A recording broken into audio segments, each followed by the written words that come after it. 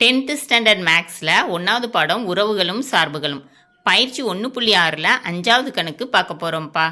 இந்த சேனலை சப்ஸ்கிரைப் பண்ணாத ஸ்டூடெண்ட்ஸ் சப்ஸ்கிரைப் பண்ணி சப்போர்ட் பண்ணுங்கப்பா. வாங்க கணக்குக்குள்ளே போகலாம்.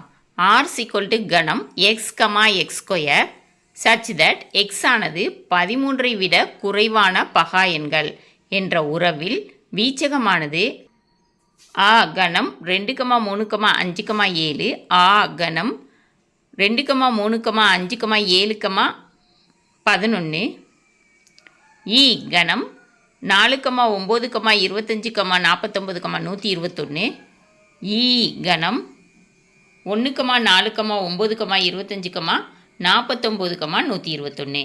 அதாவது எக்ஸ் 13ஐ விட குறைவான பகா எண்கள்னு சொல்லியிருக்காங்க. எக்ஸ் ஸ்கொயர் என்னப்பா, அதோட ஸ்கொயர் தான் எக்ஸ் ஸ்கொயர். சரியாப்பா, தீர்வு 13ஐ விட குறைவான பகா எண்களை எழுதணும். எக்ஸ் கணம் 2, 3, 5, 7, 11. எக்ஸ் ஸ்கொயர்னா அதை அப்படியே ஸ்கொயர் பண்ணி எழுதணும்.